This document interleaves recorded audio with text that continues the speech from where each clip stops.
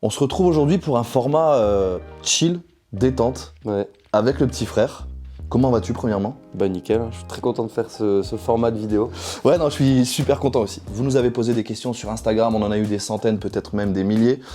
T'en as eu sur ton Insta, j'en ai eu sur mon Insta. Et l'idée aujourd'hui, c'est de répondre à vos questions le plus simplement et le plus honnêtement possible. Il y a forcément plein de choses qui se passent dans nos vies et je crois que la première fois qu'on t'a vu sur ma chaîne, tu devais avoir 14 ans. Là, j'en ai 14 ou 18, 15. 4 ans de plus. Donc dites-vous qu'entre 15 et 18 ans, c'est les 3 ans de ta vie généralement où il se passe masse Ouais. trucs. Donc je sais que lui, il s'est passé plein de trucs, moi aussi de mon côté. Et ça me fait juste ultra plaisir d'avoir des petites questions là qui sont dans notre petit bol ici. Et donc on a 3 types de questions. On a des questions avec des papiers blancs, qui sont des questions qui sont plutôt destinées à tous les deux. D'accord. On a 5 questions avec un papier bleu qui là du coup s'adresse directement à toi. Et on a 5 autres questions avec un papier beige qui là s'adresse plutôt directement à moi. Ce qui est bien, c'est que les gens ils peuvent l'écouter la vidéo. C'est comme un petit podcast en fait. Prenez quelque chose à manger, à boire, posez-vous. Si vous avez de la route à faire, mettez-vous la vidéo, écoutez cette vidéo. Vous n'avez même pas besoin de la regarder pour comprendre. Écoutez d'une oreille et puis voilà quoi. Ce qui est bien, c'est que c'est totalement à l'opposé de quand on monte sur la moto et quand ça peut être des grosses dingueries et c'est toujours des formats ultra courts et ultra dynamiques avec de la musique. Là, on est totalement à l'inverse, ultra posé, un peu plus intime avec vous. Honneur aux plus jeunes, je te laisse poser la première question, on est tout de suite parti. Question de Kylian, 350R. Si vous devez prendre une moto autre qu'un supermoto, vous prendrez quoi? Ça dépend en termes de beauté. Est-ce qu'on peut dire cross ou enduro ou tu veux qu'on oublie totalement? Non, on oublie la partie off-road, je pense. Ok. Off-road, on oublie. Moi j'aurais dit une cross, hein, je pense du coup. Donc on oublie ça. Si c'est pour rouler tous les jours, une MT-07 ou une MT-09, je pense. Si c'est pour vraiment taper un délire d'un truc ultra agressif, ce serait un R1 quoi. Alors moi, si c'est pour rouler tous les jours, je suis quelqu'un de grand. Pour garder l'esprit super mode, je dirais un Adventure KTM 890, 1290. Et pour me taper le kiff, parce que cette moto, ça c'est un objectif pour moi. Alors je sais, en termes de fiabilité, c'est pas la meilleure, mais en termes de beauté et de monstruosité, un M1000. Ah ouais, t'es chaud. La M1000, elle est, c'est coup de cœur celle-ci. Bon, tu m'enlèves le Supermoto, je crois que tu me donnes un 1250 GS, une BM. Je crois que c'est je pas mal kifferais. aussi, ouais. J'ai jamais essayé encore. Moi j'ai essayé. Mais de tout ce que je vois, J'ai ça a l'air incroyable, c'est bien. Après c'est lourd, hein. C'est super Ouais, c'est lourd. lourd. Hein. C'est super lourd, je crois que ça fait 260 kilos. Ouais, je pense que malgré tout, je serais plus heureux sur une MT-07 ou une Tracer Moi, à lever, tu vois. Aventure de ouf. C'est quoi votre pire chute à moto? Question de Evan. Moi, ça va être très vite vu. Le retournement. Ouais, je crois que j'ai pas fait pire depuis. Ça reste toujours celle-ci. C'est quand je me suis retourné à 80 km/h en 6,90 avec un pote à côté de moi, Jojo, qui m'a évité. Mais voilà. Donc retourner en wheeling sur une route fermée à la circulation, bien entendu. C'était une chute très impressionnante. La moto a pris tarif. La jante explosée, tout ça. Et moi, pour le coup, j'ai rien eu du tout, puisque j'avais combinaison en cuir, bottes cross, gants en cuir. Donc moi, j'avais rien eu, mais la moto, la chute était impressionnante. Et moi, en termes de chute impressionnante, j'en ai deux. La première, c'est quand on s'est rentré dedans. Ouais, elle était abusée. Celle-là a été Les têtes de bite. face à face. Les têtes de nul. Attends, c'était qui était fautif? C'est toi en vrai. Moi, j'arrive en roue, toi, tu fais ton burn, tu te déportes sur ma voie, alors que moi, je suis en roue. Putain, moi, je pense que... Tu sais que moi, je me dis que c'est toi qui es fautif. Arrête. Vas-y, je la ressens. Pour moi, quelqu'un fait un burn au milieu du spot. Non, arrête. Tu fais pas de wheeling à ce Quelqu'un moment-là. fait un burn, gros, tu viens pas sur la voie d'en face. T'es fou, quoi. Pour Regarde. moi, quand ça burn, tu sais que ça peut Que tourner. tu burn, et tu viens sur la voie d'en face. Putain, les cons. Toi, tu viens sur ma voie. Oh, les idiots. La voie, elle fait 6 mètres de large, tu viens à gauche.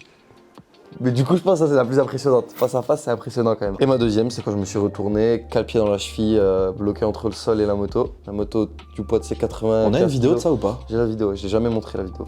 On peut la recaler dans la vidéo? Si tu veux, ouais.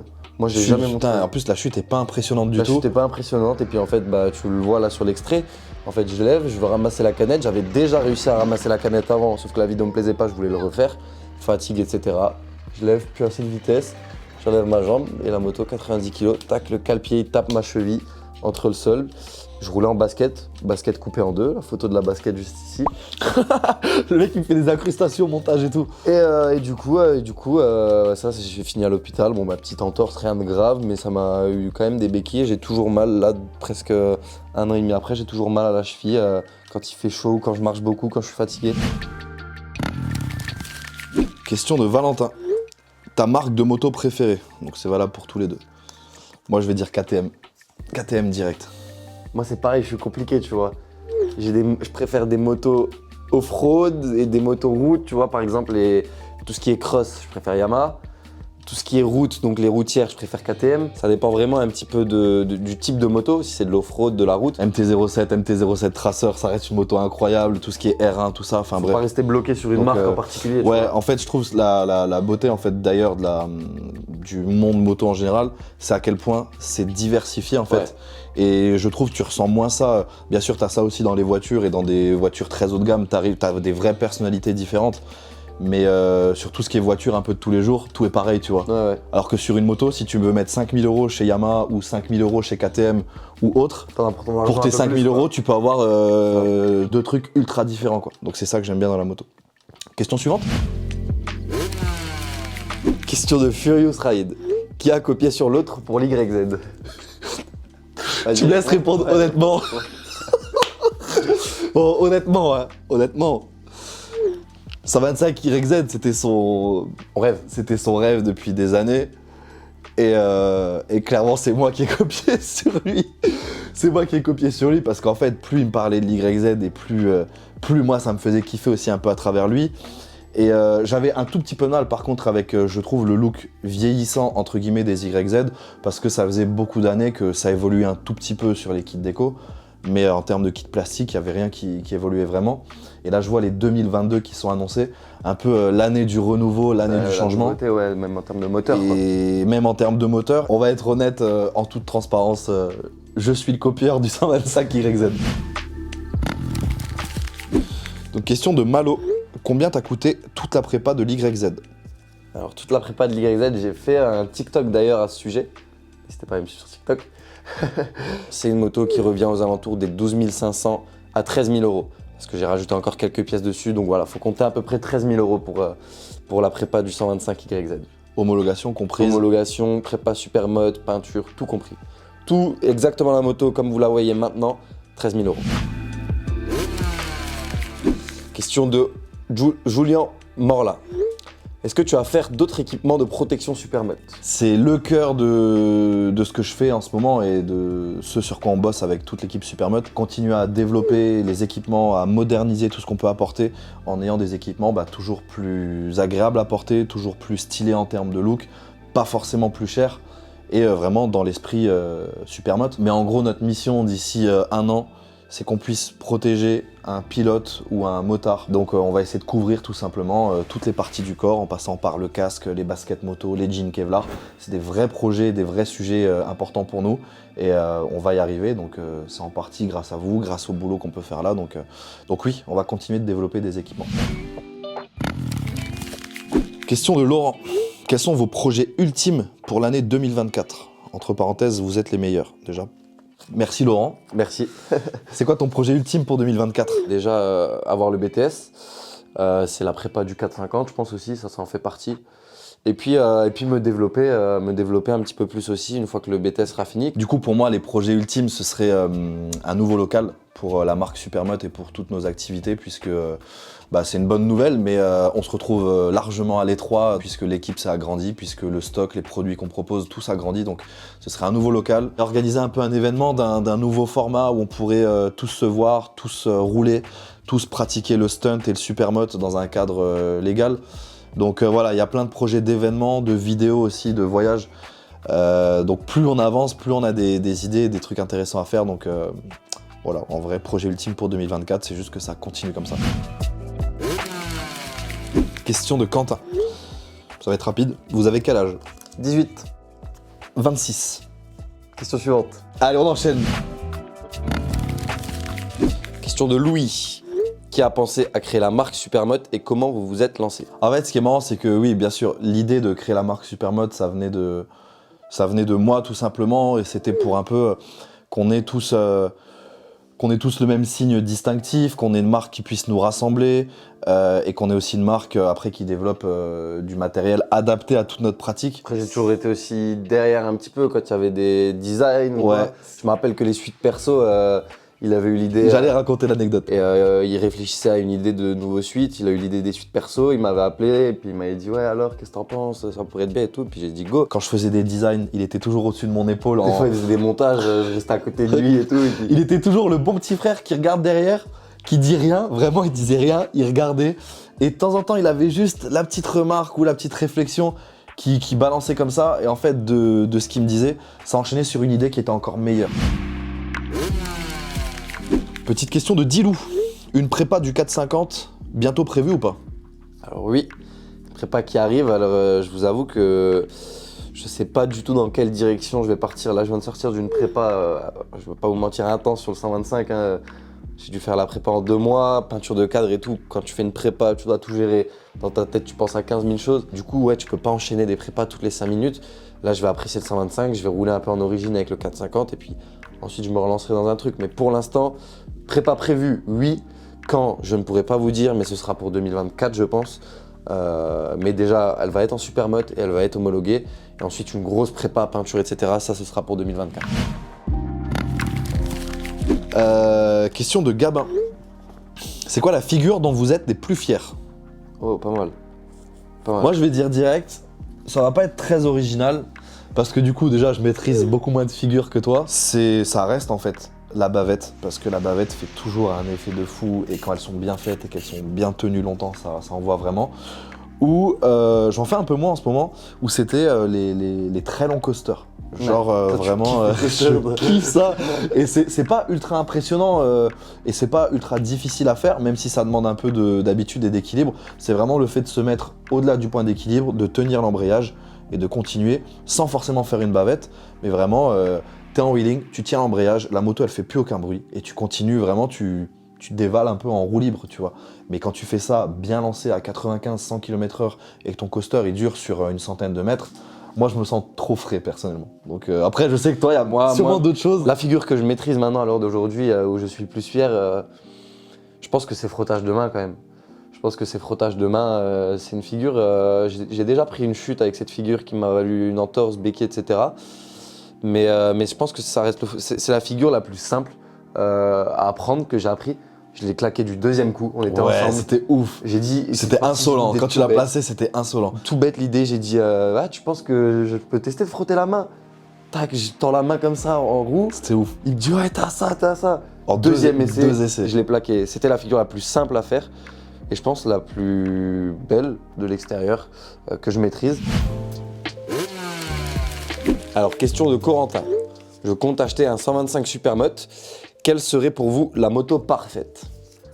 Je sais exactement quoi dire et tu sais quoi, je te laisse l'honneur, je sais ce qu'il va dire. Alors déjà, il y a plusieurs trucs à prendre en compte. Il y a la moto parfaite et il y a la moto avec laquelle tu prendras le plus de plaisir. Pour moi, la moto parfaite, rapport poids, puissance, qualité, prix, fiabilité, là j'ai donné tellement de critères, la 125 DTX. Ça reste la moto, la meilleure moto pour s'amuser et jouer. Attention, je parle en moto d'occasion, parce que cette moto n'est plus produite en moto neuve. Il faut garder un truc en compte aussi parce que on nous pose très souvent, mais c'est cette question, je sais pas combien de fois on peut y répondre par an quand on vous voit, quelle est la meilleure moto pour commencer? Il faut se dire que quand vous nous donnez juste une cylindrée, c'est très compliqué de vous conseiller parce qu'en fait, il n'y a pas de moto parfaite. Par contre, il y a une moto parfaite pour chaque motard en fait. C'est ça. Elle va dépendre de ton budget, de ce que tu fais chaque jour, de ton expérience, de ta taille aussi. Donc il y a plein de paramètres qui entrent en jeu. Donc c'est assez facile de vous conseiller la 125 DTX parce qu'elle convient vraiment à beaucoup de monde. Mais essayez toujours de nous donner peut-être pourquoi pas un peu plus d'infos sur ce que tu recherches dans une moto.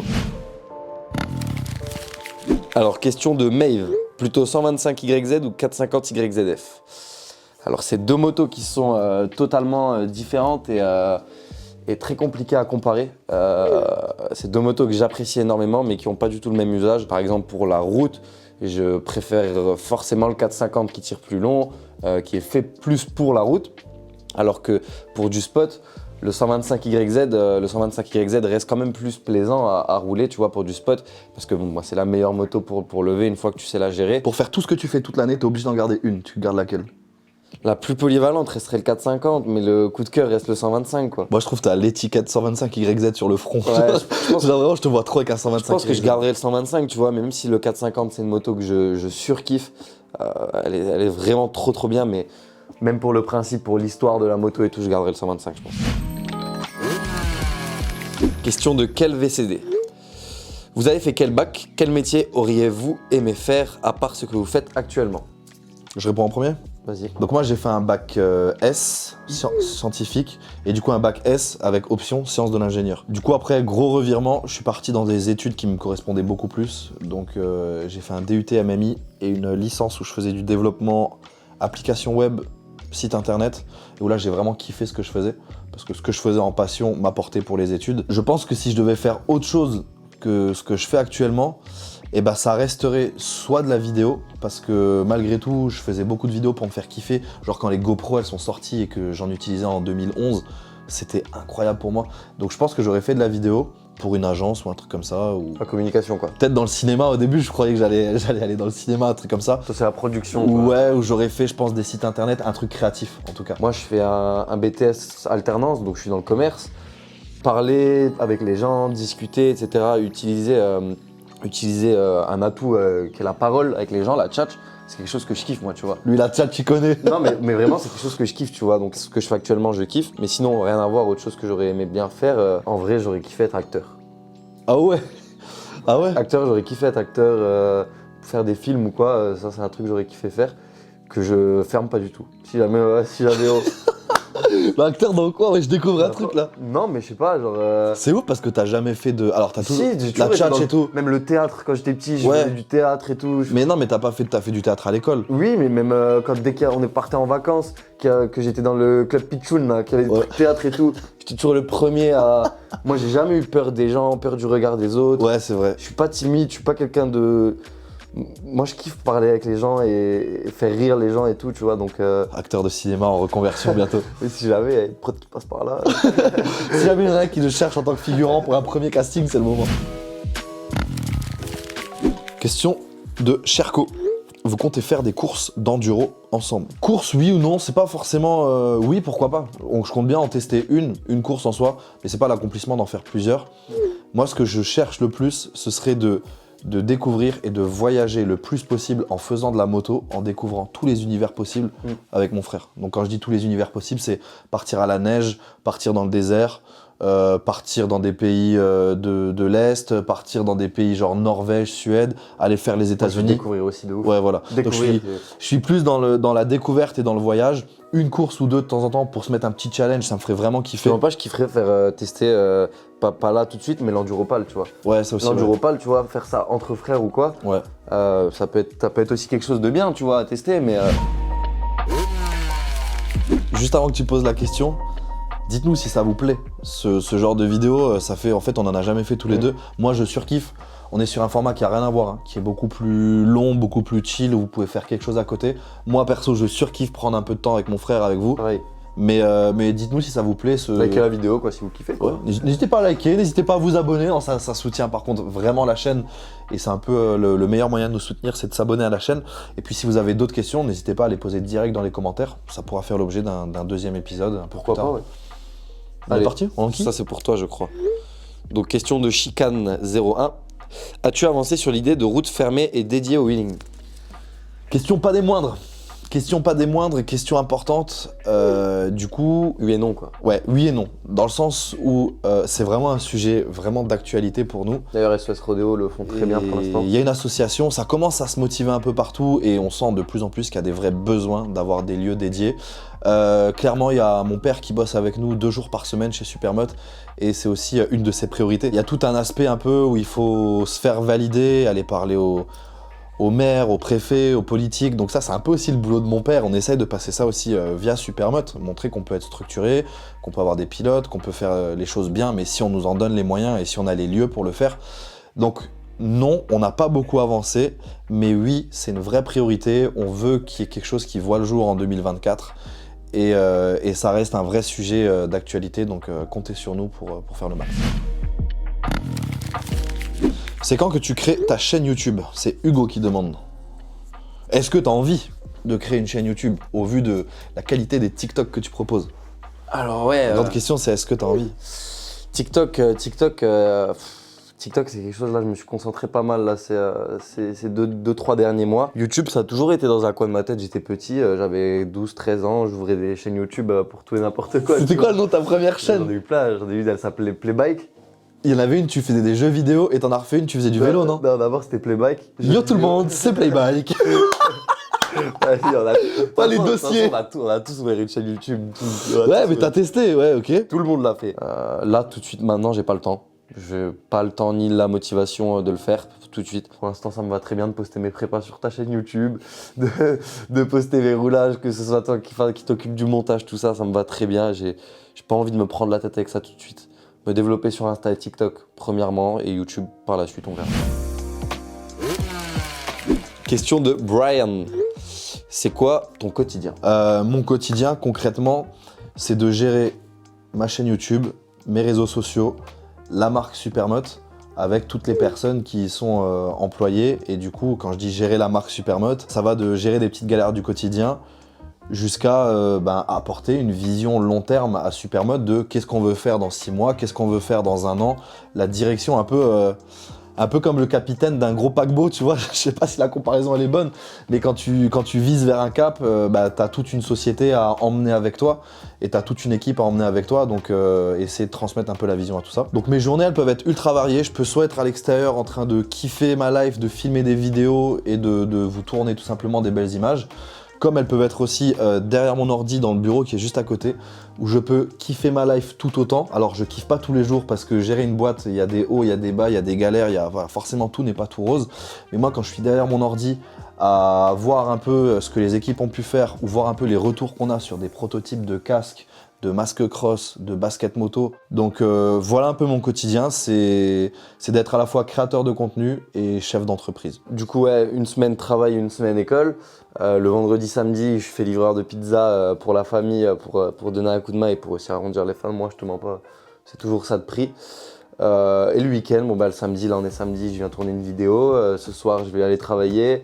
Demain, on part dans les Vosges, faire un roulage. Du coup, ouais, ça veut dire t'as école, travail 1, travail 2 et vidéo. Vidéo, ouais. Et potentiel voyage ou TikTok ça, ou des créations de contenu pour toi, quoi. Puis sortir aussi des fois, tu vois, parce qu'il faut quand même. Moi, je suis.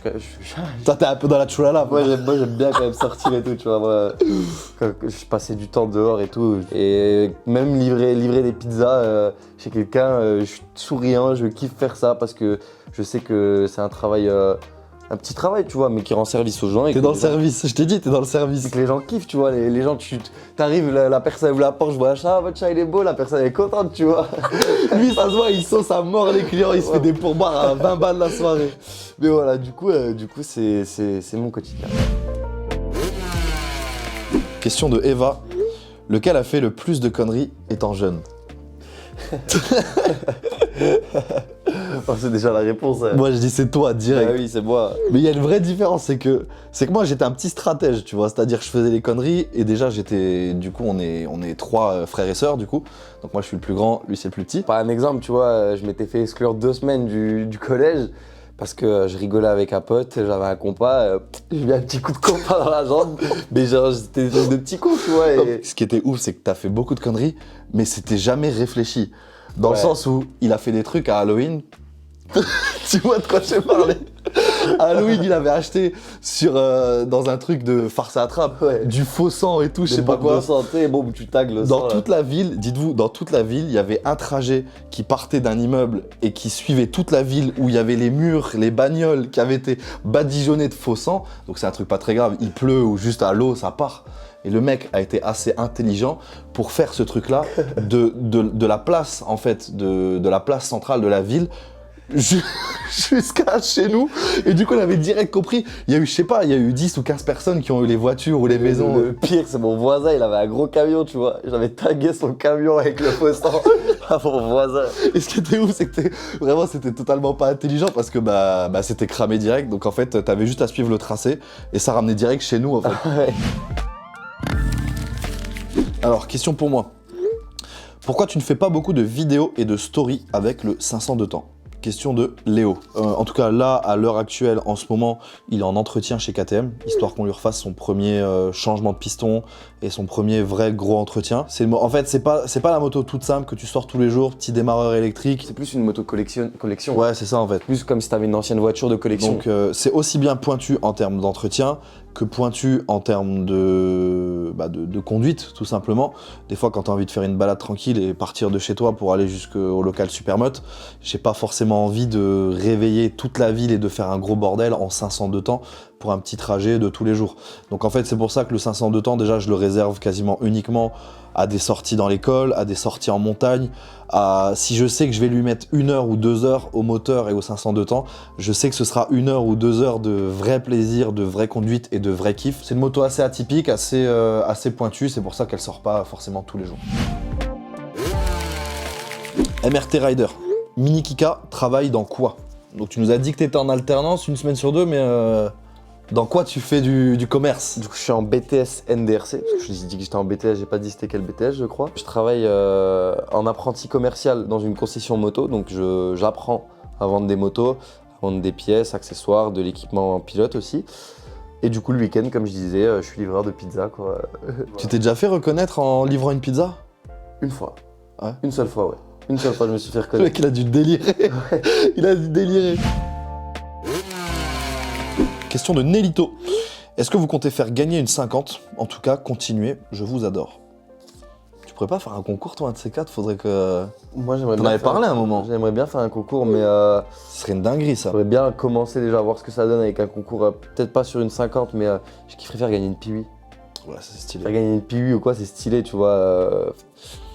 Un gros concours, je le ferai un jour quand je sais pas, mais sûr, je le ferai un jour. Mais limite, ce serait bien de te donner un coup de main pour que tu fasses un truc... Je kifferais. soit à Noël, un truc de fou, Mm. tu vois, un concours.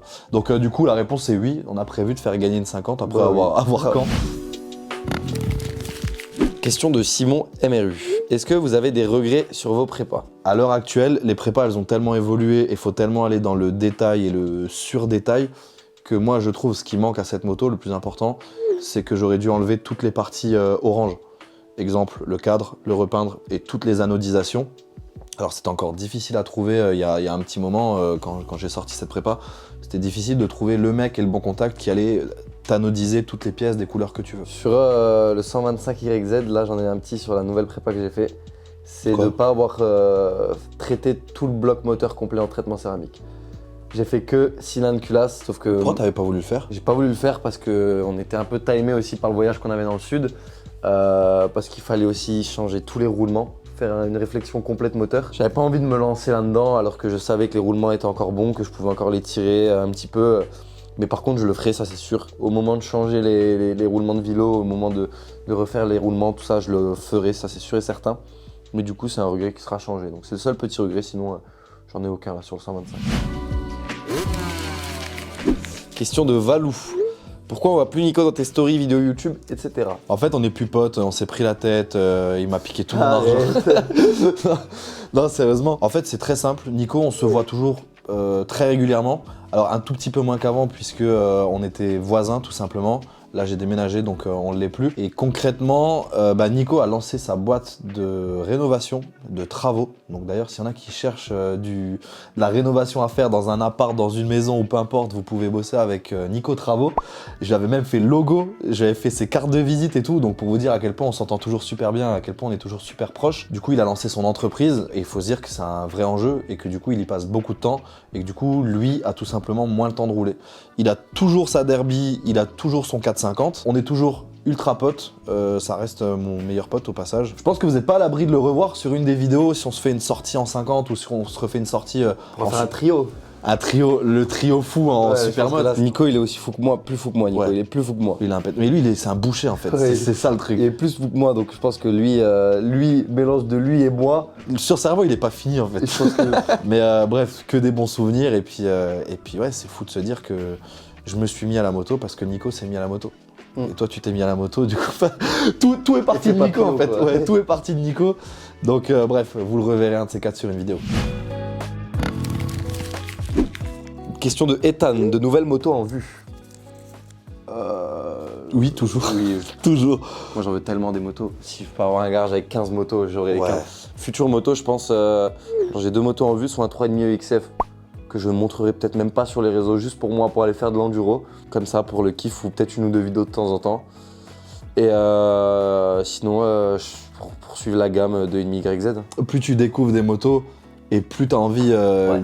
comme on disait, c'est d'une moto à l'autre, il y a une telle personnalité, une conduite qui est tellement différente que tu as l'impression que dans la même pratique, la moto, tu peux le pratiquer mais de 1000 façons différentes. Donc moi, si je te dis des motos qui me font rêver aujourd'hui, ça peut aller de tout ou rien, quoi. Un Yamaha R1, ça me fait kiffer. Une 1250 GS, ça me fait kiffer. Un petit Monkey, ça me fait kiffer.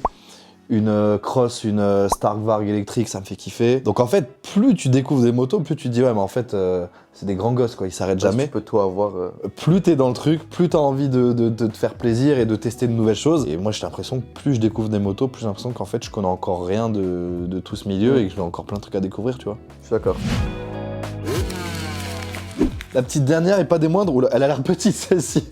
Là, on est vraiment sur une petite question. La meilleure pour la fin. Question de Lino. 2 temps ou 4 temps? C'est tellement dur cette question. Je te jure. C'est cette question existentielle qui revient à chaque fois et qui nous C'est hante. pareil quoi, pour la route le 4 temps, pour Parce le que vous sport, le 2 temps. Mais si tu dois choisir là, une moto là maintenant là.